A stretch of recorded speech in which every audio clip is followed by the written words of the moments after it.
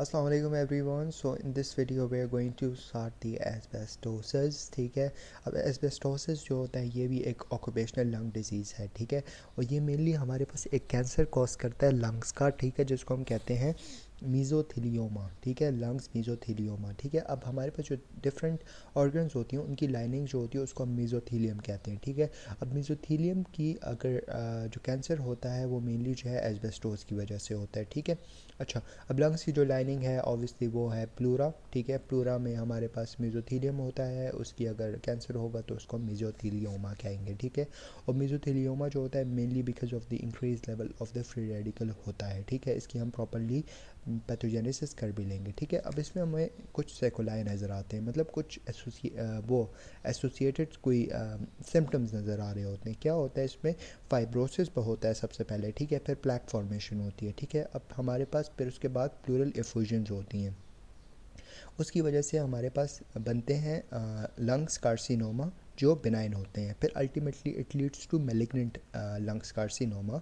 ठीक है, जिसको हम मेलिग्नेंट मीज़ोथीलियोमा कहते हैं. ठीक है, एंड में हमारे पास आता है लेरेंजियल कार्सिनोमा. ठीक है, तो इसमें हमारे पास जो सिकोलाई है इसका, ठीक है, और या एसोसिएटेड जो वो होते हैं सिम्टम्स होते हैं, तो उसमें हमारे पास ये 6 चीज़ें आ जाती हैं: fibrosis, plaque formation, pleural effusion, lungs carcinoma, malignant mesothelioma and laryngeal carcinoma. ठीक है, अच्छा, ये हमारे पास हो गया इसका सिकोलाई. ठीक है ना.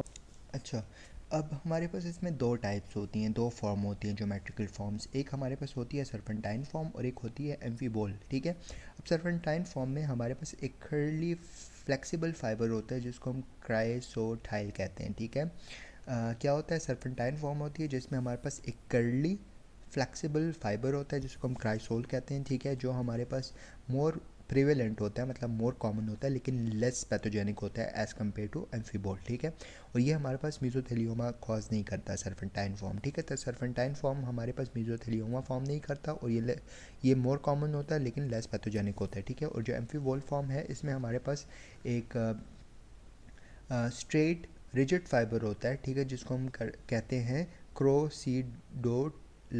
ठीक है, क्रोसीडोलाइट. ठीक है, क्रोसीडोलाइट.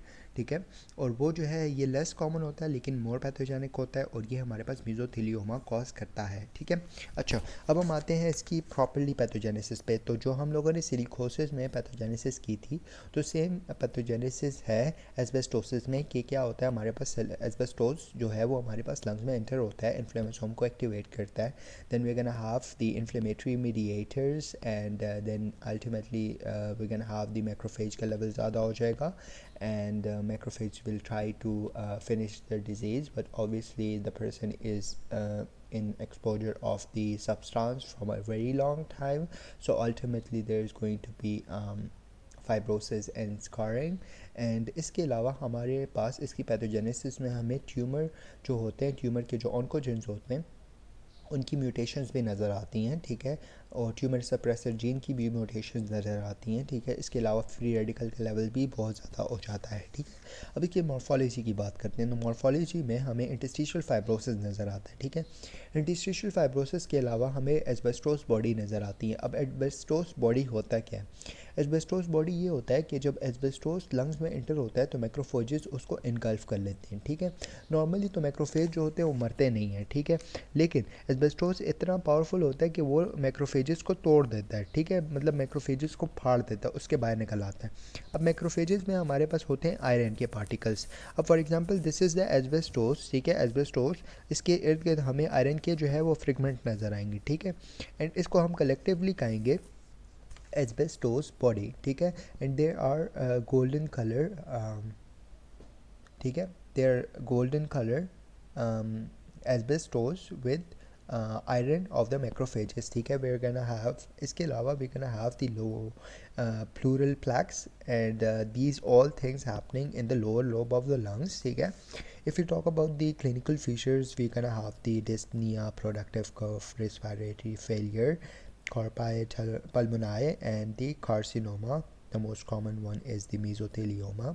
And that's it, we're done with it. Thank you. If you guys have any questions, so you guys can ask. Thank you.